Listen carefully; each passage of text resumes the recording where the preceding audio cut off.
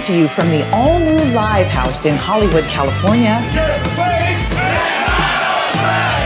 Hey everybody, welcome to this week's episode of Pensado's Place. We've got a very special one, we think.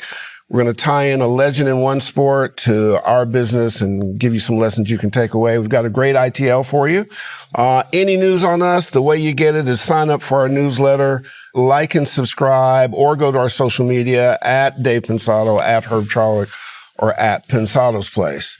It has clearly been a momentous week. One of the things that happened is the Grammy Awards, and we had a number of guests from Pensado's Place who did well. Laura Scude, she played violin and controlled electronics for the show with the Grammy Premier Band. Ricky Reed won for Lizzo. Phineas and Rob Kinelski won for Everything. Anderson Paak, a winner. Neil Pogue for Tyler, the Creator. Our boy Joe Barresi for Tool. David Kim for Nipsey Hussle. Jason Joshua for Rosalia. Benjamin Rice for Stars Born, and the wonderful, incredible Leslie Ann Jones. Kudos to our friends for doing really well during the Grammys. DP, why don't you introduce this week's ITL? Hey guys, I'm showing you how to use Auto-Tune from Antares in a unique way, in a cool way. Check it out. I've been using Auto-Tune for so long. It's always been a part of my arsenal, and it's always been something that I relied on as a creative tool. A lot of times we think of it as strictly a tuning tool, and it really is as good as it can get. I use it just about every mix. And but also, it's a very creative tool. Of course, there's Auto-Tune Pro, which is the classic, great granddaddy of them all, which is just better than ever. And then we have Auto-Tune Artist, and Auto-Tune Access. This is a song by Sam Michaels called Bottles. Hopefully you'll hear it soon. It's one of my favorite mixes I've done in quite a while. Speaking of favorites, Mr. Mike Dean. He's a bad man. Whew. So here's his preset, and he's got several underneath here that you can see. And in fact, this plugin has about 100 presets, and they're all excellent, This one's ad-lib, and around here, we always call these types of ad-libs Mike Dean it. We turn it into a verb. Now here's without anything. This is the way we got it. Come on, yeah. Well, I mean, I do have a little bit of stuff on it, but it was pretty good, and I liked it in the mix. But then I got this plug-in, so let me show you what I'm doing with this. Check these settings out.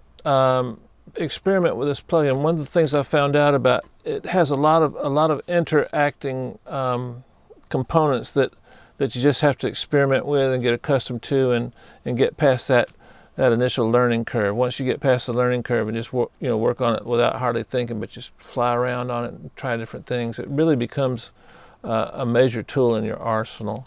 Okay, so let's check it out.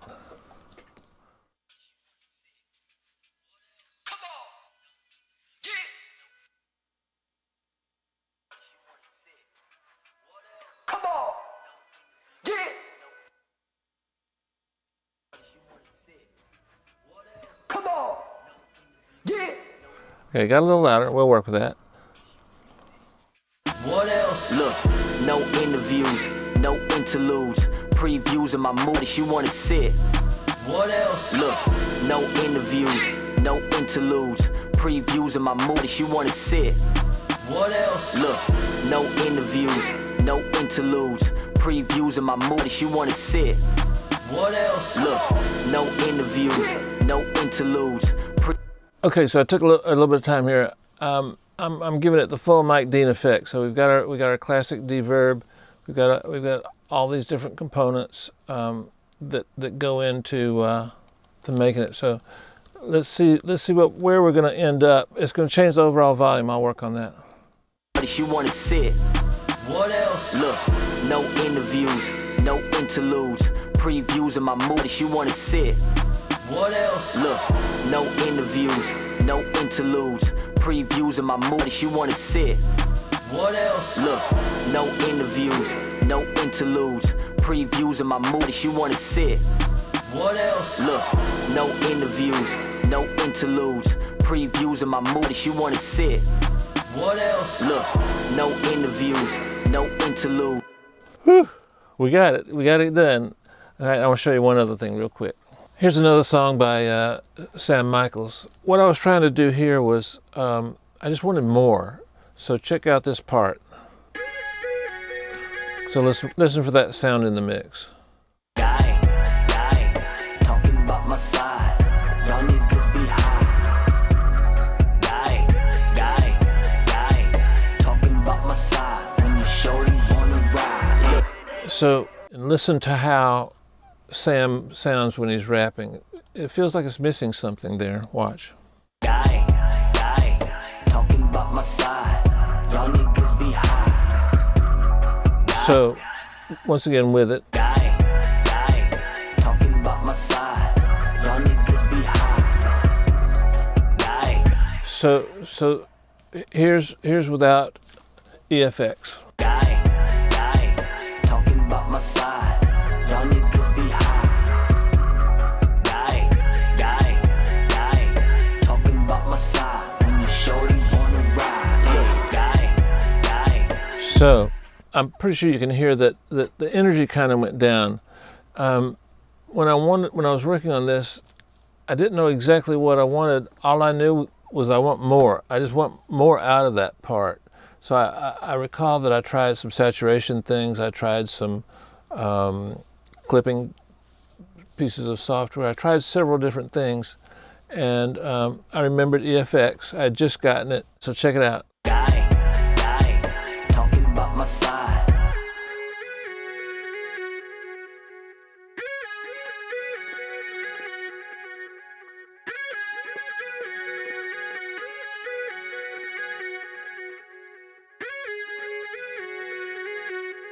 It's a great part. Works without it, but it's so much better with it.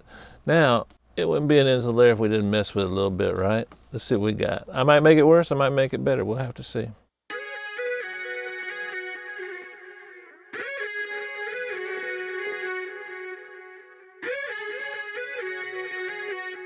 You know what might be fun? Automate this. No, don't automate it. Maybe just record it and do this. Watch. Record it while you do this. Watch.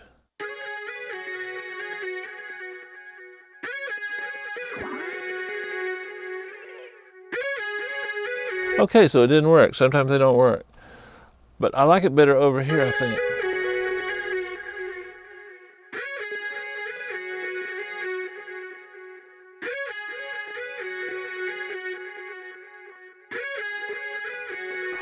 Guy, talking about my side.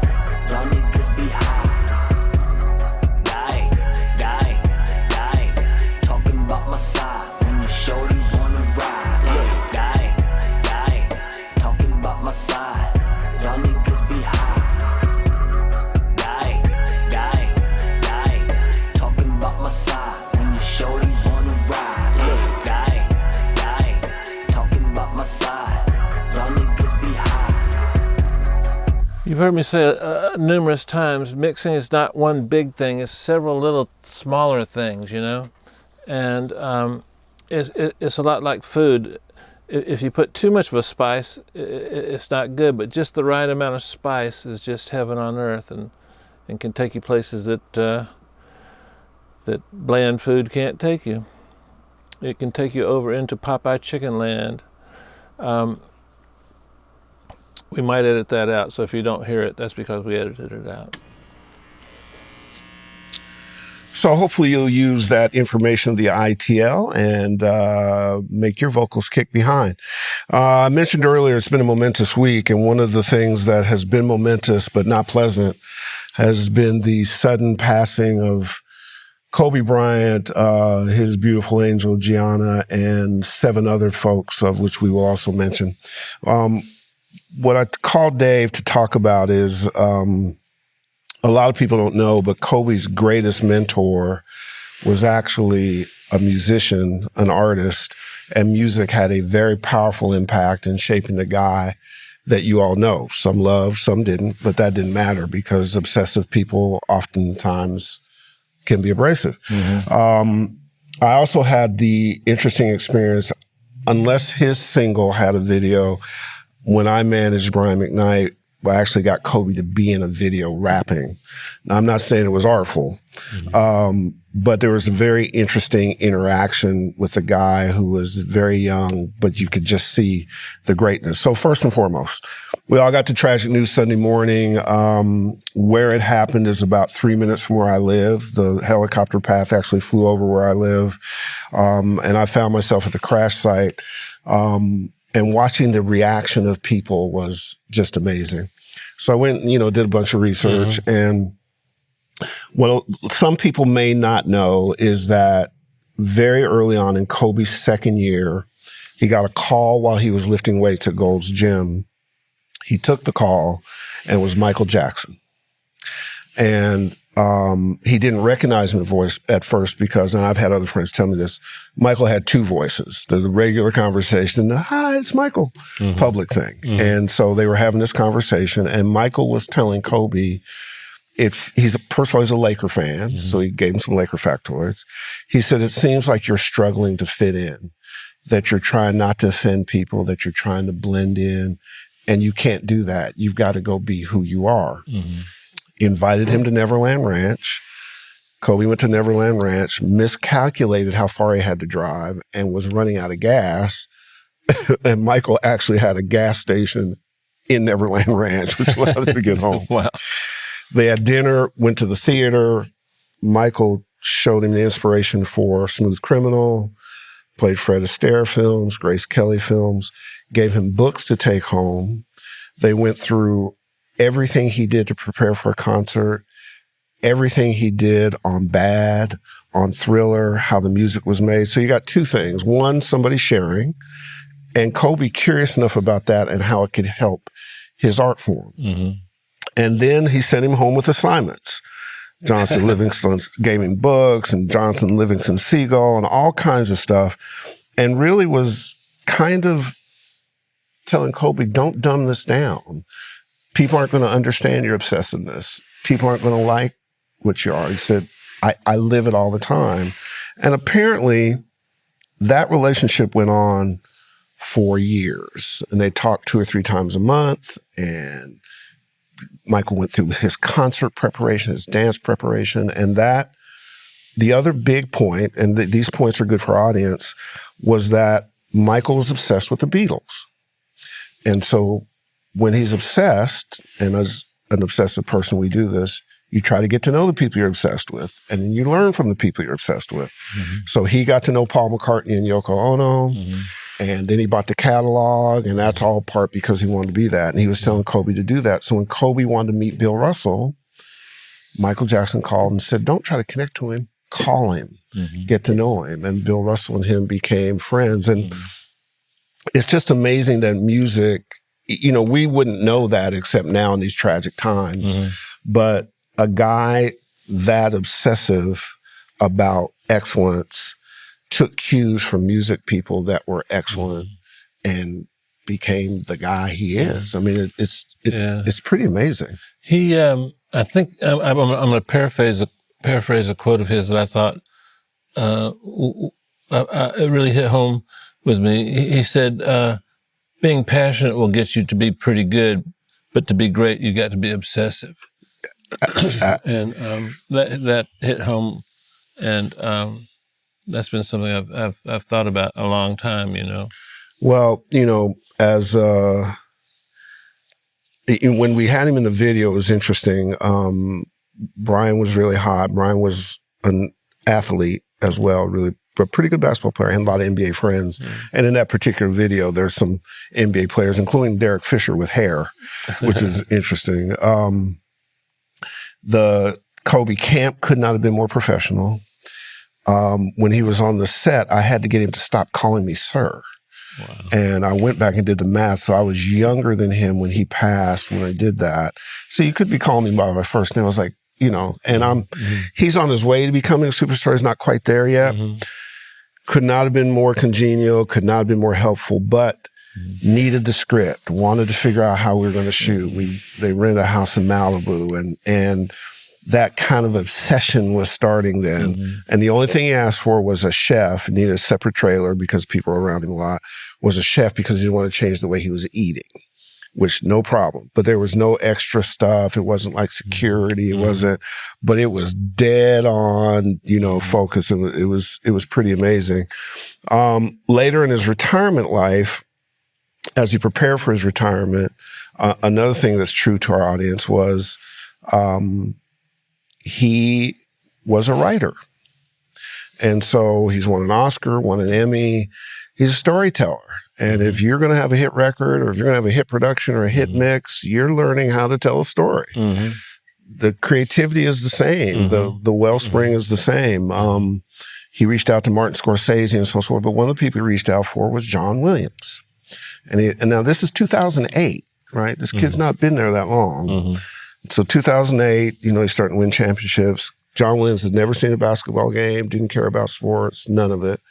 And he called him and said, how do you use instrumentation and arrangements? He said, because I feel like I'm a conductor on the floor. Wow. How do you build momentum using music? And they came over and they connected, and John was as flabbergasted at his interest, and they became friends, and then that resulted in an Oscar. And when you see the sort of power of music and looking at it differently and learning from other people and being obsessive, and to your point about obsession, another point to our audience is obsessive people recognize obsessive people. And as somebody who is probably the obsessive at Pensado's place, there's a couple traits that are the same. Excellence, detail, and execution are critical. Intolerance of people who don't do that or cut a corner or bullshit you is also part of it, which is why Kobe could be not likable sometimes. Sometimes I rub people the wrong way because you don't understand not trying to be good. Like, why try to be marginal? Like, it's a weird kind of thing. And so, let me ask you a question. Sure. And this might not be answerable, but it felt like Kobe was that way throughout his entire life. So whatever endeavor, for me, I'm obsessive about music and mixing, but in some other parts of my life, I'm not. Is it a normal trait to be obsessive in everything, or just sometimes in some things? I think the latter, and again, I'm going because there was so much research for this. He was talking about him and Michael Jordan, and he said Michael's competitive about everything. So if you smoke cigars, you're going to Vegas. Kobe said, I'm not. I'm competitive about the things I can win at, but the things I can't win at. So I don't know if he could win it a lot, though. Well, I do think that there is a brand standard. He surrounds himself with maniacal people. He surrounds himself with people who want to win. Because it makes the winning more. I don't think people like that understand why go put out effort and lose or come off poorly. And again, I don't think it's for everybody. I'm not saying it's for everybody, but clearly for our audience, can't ever argue about education. You can't ever argue about dedication. You can't ever argue about excellence. You can't argue about stepping out of the box and being unique, finding your inner voice. You can't argue about learning from greats, learning from greats from any place and then applying it to yourself. That's got to be a good thing. That's you can't argue about being a writer and how important that is and what that means to be.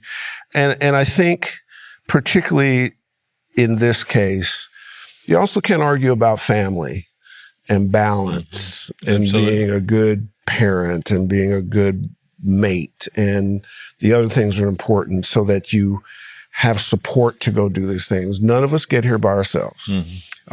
We all have, nobody was perfect. Kobe wasn't perfect. And I'm not saying this as somebody who knew him other than that moment. I am saying as somebody who did a bunch of research. I am saying as somebody who is an obsessive Laker fan from way before Kobe, when I was in Kentucky. I have never missed a Laker game. Wow. Ever. Actually, I know that's true. Ever. Win, lose, or draw. Yeah, and I'm only saying that because it's a level of obsession. That's how I can tell. Yeah. That you're watching a Laker game, you don't pick up the phone. No. I pick up the phone from other Laker fans who are watching the game, if you're not. So I think what we wanted to do is take a moment that we've both had this interaction. You know, you mixed all of Brian's records. There were days when, for a long time, Ron Artest was having you mix records. I miss Ron. The professional athlete music thing is very connected. I can tell JaVale McGee has an academy. Chris Bosh is doing stuff. Dame Dillard, you know, I mixed stuff for Magic Johnson. He had Irvin had his label. So there's a music and sports connection, and particularly true of basketball. A very strong connection. But this guy was a different guy, and I think, you know, gone too soon for sure. Gone by being a great dad, but left us great lessons. Yeah. He was inspirational without trying to be inspirational. He led by example, and he didn't have to lead so much because people were so willing to follow. There was something about him that transcended just the obsession, just the willingness to win, or the desire to win, or something that's at the core of existence itself that we felt a loss of. And it was almost a communal feeling, and it brought Republicans and Democrats together, Americans and American haters together. It had a unifying effect. Whatever it was that he had that the average person just doesn't have, was a loss, and you could feel it. You can feel it in a physical way. Well, one of the things that you did very early in your career, and we'll wrap this up, but you shared when it wasn't cool to share. And we've turned that into a business. And there was a gap between when you started sharing and when we started turning it into a business. When you pull back the Kobe cover, the sharing, the number of players that he mentored, I saw a list at the Mamba Academy of the players that came for a 3-day camp with him. It was everybody. Kyrie Irving, Kawhi Leonard, Paul George, you know, guys who were at the top of their game. Kyrie Irving couldn't play when he got the news. He just went home. Chris Paul couldn't play. When you look at the people that he touched and the people that he shared, the people he mentored, a lot of people don't know 10, 12 years ago, he opened up a homeless shelter and helped attack the homeless problem. The charities that he gave to, I just heard that he gave $1 million to a dance academy that I know of. Never publicized it, never loud about things, never, but giving. Another thing, Herb, is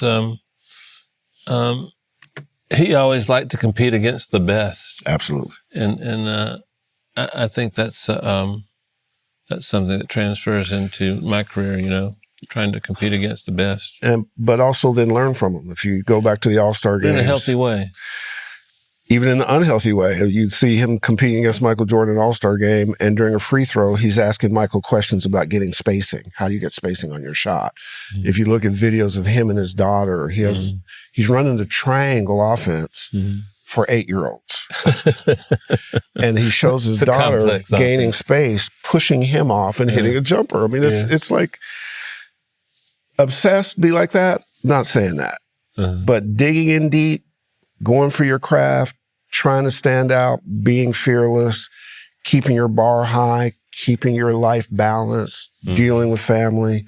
If anything you take away, it would be those lessons and the fact that life is short. There are other people on that helicopter who are just as important. Yes, John, Carrie, and Alyssa Altobelli, Sarah and Peyton Chester, Christina Mauser, and Ara Zobayan, and obviously Kobe and his sweet daughter, Gianna, who was going to be the person who carried on the Kobe legacy. Had game, was going to go to the University of Connecticut. The thing about Christina Mauser that I read about was interesting is she knew defense better than Kobe as a high school coach at a school in Orange County. And he said, I got to hire you. Like, wow. Yeah, I mean, and so he would call these college coaches. This is like within the last couple months. What drills do you use for defense? I'm getting ready to break film down for my 8th graders. like it's just, so that's music funny. Is powerful. Your gifts are super powerful. We invite you to dig in, take some lessons from this, move your ball forward. We do it here at Pensado's Place. There are probably not a member of Pensado's Place, past or present, that hasn't felt my obsessiveness, particularly when we're cutting a corner.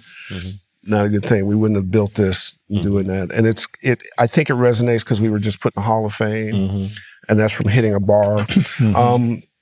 So, you know, Cobster, Kobe Bean Bryant, you were amazing just as a fan, amazing as a human being, imperfect, which also makes it better, gone too soon from being a good parent. But nonetheless, you've left us with challenges and ways to go better. So I think, you know, it's fitting, and looking at all the tributes and stuff, that we would close the show with 24 seconds of silence. I'm with you, Betty. For Kobe Bean Bryant.